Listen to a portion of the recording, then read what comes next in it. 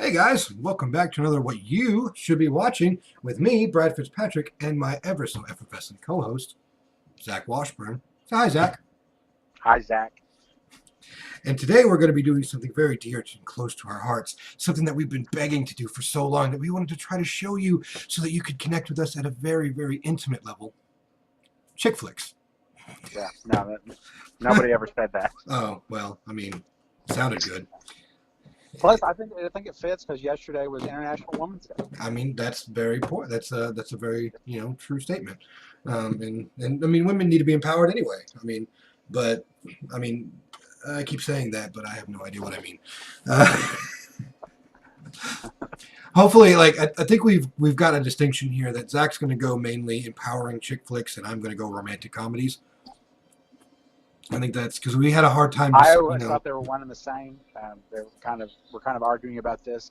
I thought there was like chick flicks were like two different kinds. There was romantic comedies, and then there was the feel good women being empowered type. yeah. I just thought they were. There's, I there's, just call them alternate flicks. there's like a line right in the sand that's just like. Okay. I get. So we found out that I'm actually more of a fan of what Brad would consider to be a chick flick. Mm-hmm. It's romantic comedies that I don't care for. Yeah, well, I like romantic comedies. I don't like a lot of Those are chick going to be flicks. that's going to be more the Brad's list. I mean, yeah, obviously. All right, but without further ado, let's jump right in here. What is your number five then? Of My your, number five, hey, chick flick or whatever we want to call it. You got to have a Hallmark movie on there, right?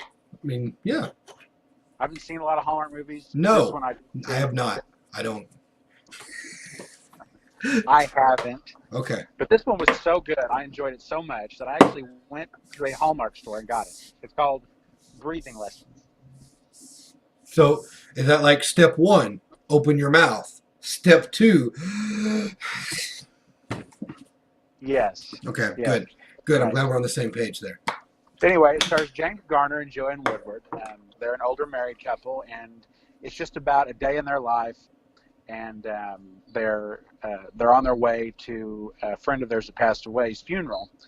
And on the way, they run into some antics, and through the whole time, the wife, Joanne Woodward, is trying to get her husband to go and see their estranged ex-daughter-in-law, who has their grandchild with them, and the grandma is trying to get everything patched back together with her son and her, and it's the dad is like totally against it, and anyway, they have a very good chemistry together. I'm surprised they didn't do more movies together. Very fun movie. Never heard of it. Most people I'm sure haven't unless they watch a lot of Hallmark films. I mean, yeah. I kind of steer clear of the Hallmark Channel because I mean, like, how Well, many? I do too. Um, this was back when they didn't have a Hallmark Channel in around the late '90s, when they used to play Hallmark movies like on what is it, Channel 9 or one of the network channels. Don't tell me you don't know. Anyway, It's okay. Get your feelings out, Zach. Come on, bring them out. yeah. Bring them out. Anyway, my mother and I were flipping channels and caught the very first of it and stuck with it. And we both laughed. So, yeah, maybe that's why I like it so much. Is a memory of me and my mom watching a movie. There you go. There you go. I'll agree with that. That's a very good statement. So, all right. So, what is your number four then? Number four is kind of romantic love story, but it has kind of like a different twist on it. Defending Your Life. Ever heard of it? Nope. Stars, it stars Albert Brooks, the great Albert Brooks. He also wrote and directed it, as he does with a lot of his movies. And he dies. He's a young man who dies in a car accident, and he's taken to a place that's called Judgment City. And it's the place where everyone goes before they move on to heaven, or if they don't pass judgment, they go back to Earth and are reincarnated and have to do it all over again. And they're kind of put on trial, so to speak, and it looks back at your life, and it's about overcoming your fears in life. And while he's there, a young woman who's about his age has also passed away, played by Meryl Streep. And they end up falling in love. And of course, I don't want to ruin it for anyone who hasn't seen it, but really, really great movie. You know, I love both of them, and I really liked the story. It was very unique, and so it's worth a watch if you haven't seen it. Interesting. All right, that sounds very, you know, empowering in sort of a way. But all right. It is. What about your number 3? Number 3 is a classic. I think I've mentioned it before. Terms of Endearment. Yeah, that's a quintessential chick flick. Yeah. Okay. Gotta be. Yep. Shirley MacLaine, Jack Nicholson. Doesn't get much better than that. Nope. That's, I mean, honestly, as you noticed so far, that none of your movies have been within the last, you know, decade. What's wrong with that? Why are you No, always I'm not- calling me out on that? I'm not saying there's anything wrong with it. I'm just saying, like, you know, like you could tell that in modern society there aren't very many like empowering, Right. you know, female movies anymore. No, You know? I guess not. There are lots of female comedies that center on, you know, females, but there are no, you know, like empowering. I think the last great empowering female movie was The Sisterhood of Traveling Pants, right? I have no idea. Oh, well, I guess. That's one I have not seen. I mean, they would fit you, Zach. The pants The or pants the would fit you. yeah, probably. Probably. But all right, Terms of Or the Endearment. 3X. Yeah. I mean, look. I have 2 daughters, okay, and I'm looking at like girl sizes and like boy sizes when I go to the store, and I'm like, what is going on here? Yeah. Why is it not universal? And then the cost difference is even more so. You can go find a shirt for a boy and it's like $5. You can go find the same shirt for a girl and it's like 10. And you're like, what's going on here? Strange. Yeah, so my oldest daughter always wears boy clothes, and my youngest daughter has to be pretty in the girl clothes. And my They're life two is very unique individuals. yes, I try. All right, what's your number 2? Number 2 is another great classic. We've also talked about this before. Steel Magnolias. Yep. You know, and that's actually one of the ones I brought up when we were talking about this. Steel Magnolias. Quintessential chick flick. Yep. I mean, it makes you cry every time. No, it doesn't make me cry every time. What? I What? did probably tear No, up. I mean, take a step back. It makes you cry. Okay, Brad. It does. I mean, when she's, you know, diagnosed with cancer and all that, and everything's all empowering, and, you know, just in the end, it's just. No. But great acting. All the ladies had great chemistry. Loved them all. Another great Shirley MacLaine film. Yes. Probably her best role. Probably. Yeah. Everyone knows Weezer. Yeah. Like she's like I think in that movie she kind of I don't want to say like came out of her shell, but like she personified a different character than what she's normally used to, and I think she really kind of nailed it. Actually, I think pretty much every single actress in that was They did great. you know fantastic in their own right. Yeah. Like Sally Field, absolutely love Sally Fields. Me too. You know, and I thought she was great in this one too. You know, just such a really good, touching movie all the way around. Not something that we'd probably watch every weekend, but it's No. for the theme being it's a great movie. It is. So, with that being said, what is your number 1 then? If it's better than Steel Magnolias, I got to hear it. For me, it is. This is one I actually could watch over and over again. Loved it. It is a newer one. Ooh, Be surprised. Be Still My Heart. The Devil Wears Prada. Ah, yep. I was thinking about that one too. When I Yeah. was thinking about empowering chick flicks, you're right. That is a newer one. Great movie. Probably my favorite Meryl Streep movie. She was amazing in it. And, Anne Hathaway, empowering, like you said. I think it's probably one of Anne Hathaway's best movies that I've seen her in.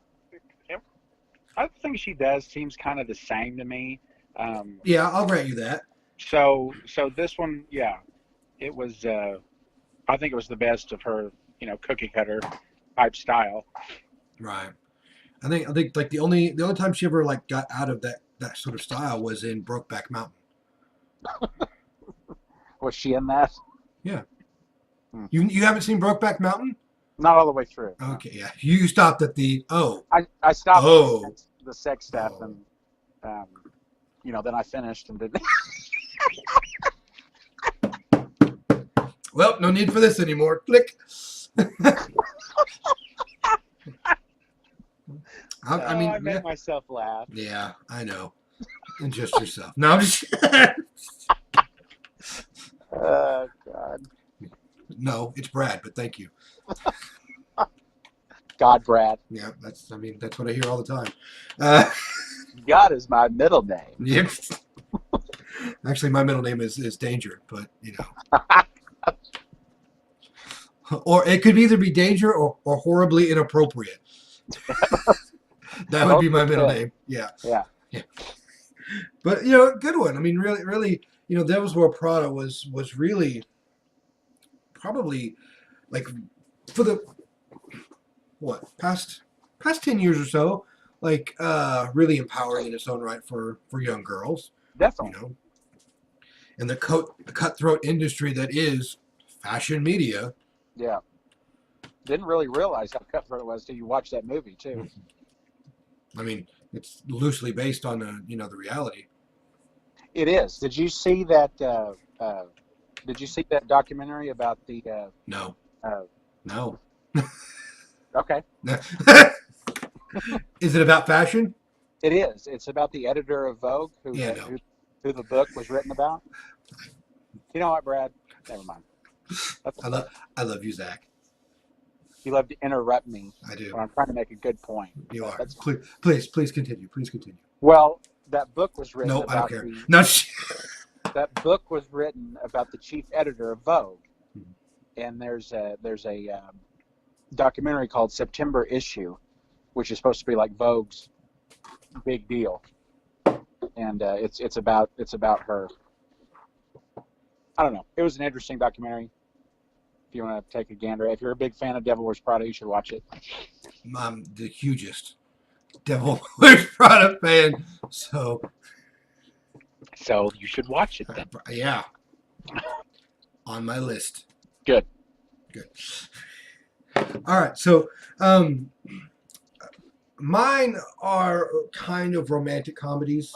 I don't have a lot of them. Like I do like a lot of movies that are like empowering to female as like female main actresses, but they're like action movies. So I really wondered if I wanted to put some of those in there. So like no, yeah. No, you can't do that. Action movies are not chick flicks. But look, they have like really strong females in them though. That doesn't make them a chick flick though. Are you going to call Captain Marvel a chick flick? Maybe. My daughters love it. Okay. But they're not on my list. Good. I'm just saying, like, I specifically thought, because then you would be a cheat, and I would have to, end the video. Oh, I'm the one that controls the video, Zach. Oh well, I would exit then. I would, you would not have me on your video. How about that? I would hate that. I would miss your face. You have pictures of me over there. You just put one of those in. I do. I do. But we digress. Oh, yeah. So on your list. All right. So, number 5. Moulin Rouge. Okay. We could also say that's a musical, but in the very center of it, it is a love story. Yeah. Probably one of my favorite love stories of all time. I cried like a baby at the end of that movie. Like literally, like tears and snot. Like, why? And the music was great. I mean, Like Yeah. I would probably if we did a musical episode, which maybe we'll do one day, it's probably going to be on my list there too. So Okay, I'd you like know, that. That's fine. I'd, um, I'd like that. Yeah, you do realize I've not seen that yet. you haven't, I haven't. No, man. I have wanted to see. I've seen bits Beats. and pieces of it, and what I've seen I've really liked. And I keep saying, I need to watch that whole thing through. You haven't seen it either, have you, babe? Oh, okay. Yeah, I haven't seen it. You should. It's fantastic. I definitely want to. More than once. Yeah, I'm with her more than once. And I mean, like the acting in it, Ewan McGregor, you wouldn't expect him to have such a great singing voice. Mm-hmm. Obi-Wan crones like an angel, man. Yeah. Well, a lot of people didn't know he could actually act until movies after. Yeah. I don't think anyone thought Liam Neeson could act until after, Episode 1, or Natalie Portman. What are you talking about? Liam Neeson has a great acting career besides Episode 1. Yeah, but they all forgot it when they saw Episode 1, and Yeah, that's true. then they were able to redeem themselves after. Yeah, and now he's kind of like I'm just doing movies for the money. Yeah. I'm doing like every iteration of Taken. Every Taken iteration. Right. And like Taken was great. Like when it first came out, you're like, wow, yeah, this is awesome. And then like everything afterwards is like, oh, it's Taken, but with a boy now. It's Taken. Yeah. Now he's fighting wolves. Yeah.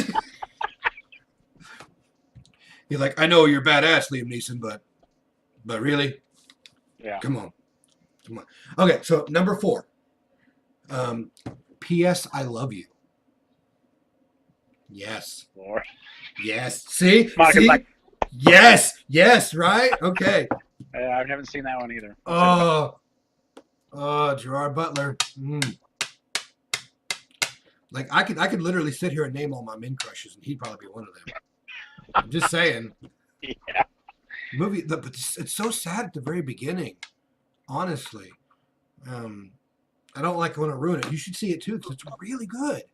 Okay. It's really good. Like it kind of like changes the archetype of, kind of that thing because like, I'm not going to spoil it, but her husband dies at the very beginning of the movie.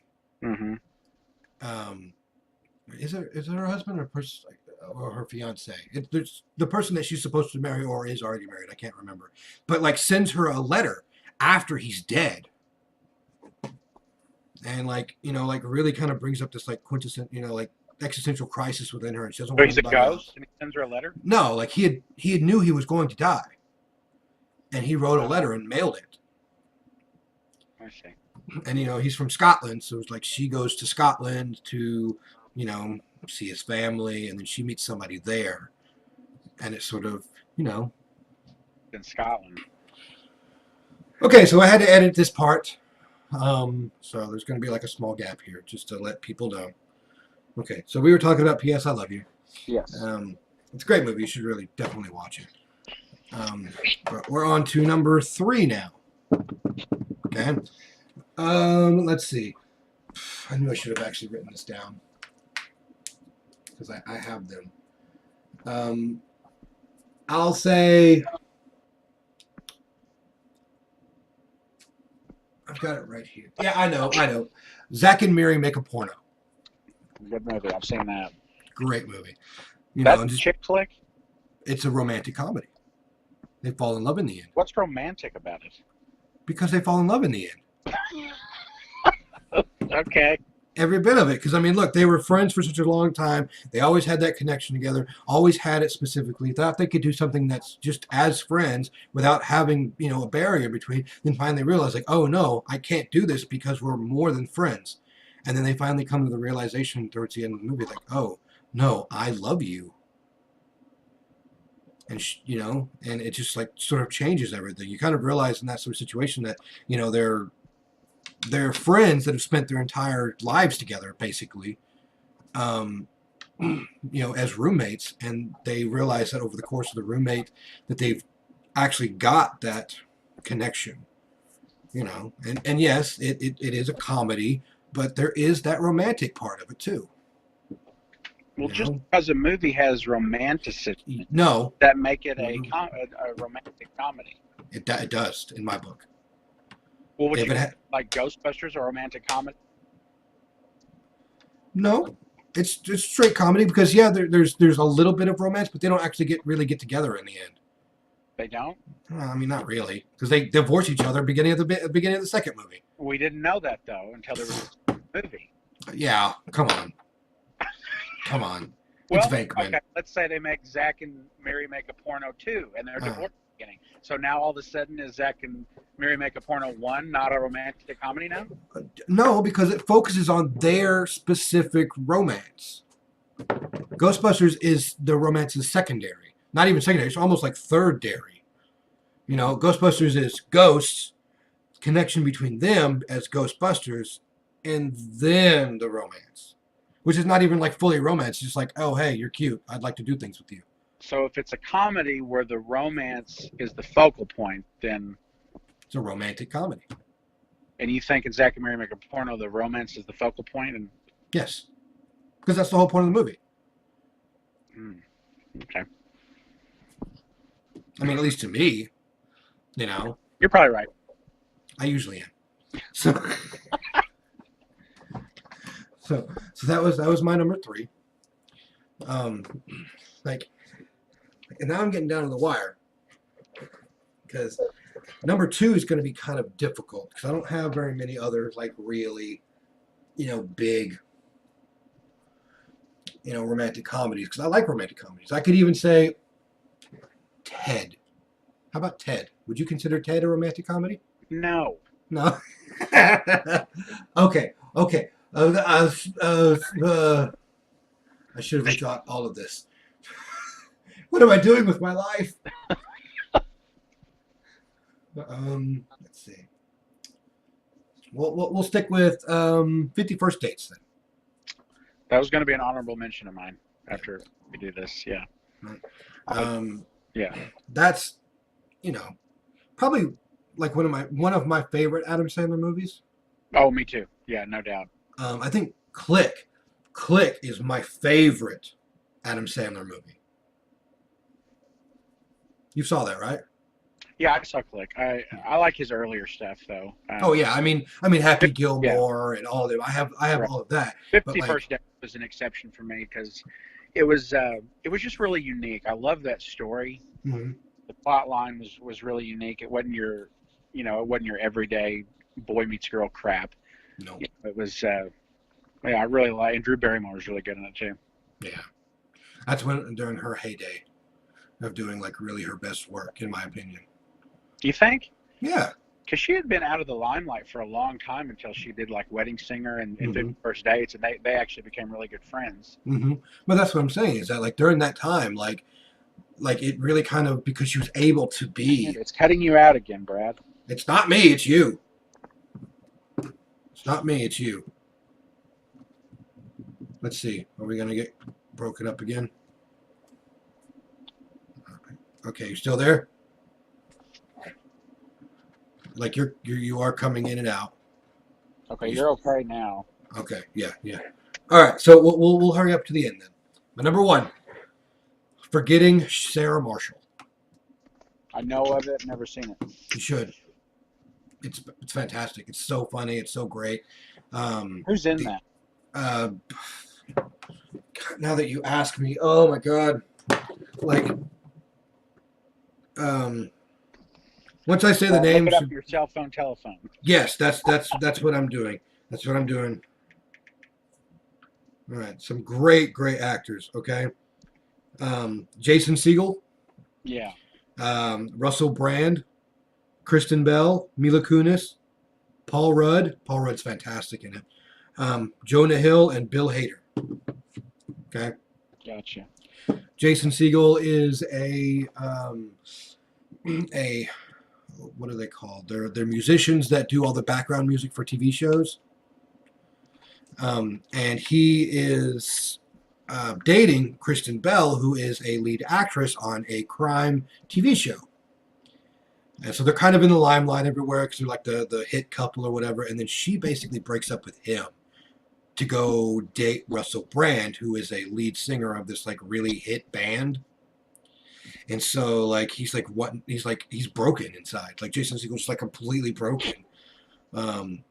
And so his brother, played by Bill Hader, and his wife say, "You need to get out. You need to go do something." He's like, and Jason goes, "Well, I could go to Hawaii. That's where we always like to go." And his brother's like, "No, you probably shouldn't go where you guys like to go." He's like, "Well, I've already booked the trip, so I'm going to go ahead and go." So he gets over there to Hawaii and meets Mila Kunis, which works for the hotel there, and really kind of hit it off. But while there, Kristen Bell and Russell Brand's character are also there on a date.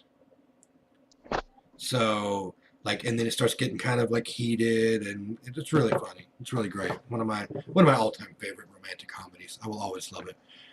Even though you do get to see Jason Segel's dong within the first 5 minutes. Yeah. And then I finished. So you've never finished it either? No, no. I've seen it all the way through. I couldn't help myself. I was hoping for more. Yeah. But it's really good movie. You should really watch it. I will. Forgetting Sarah Marshall. I'll put it on my list. You should. Yeah.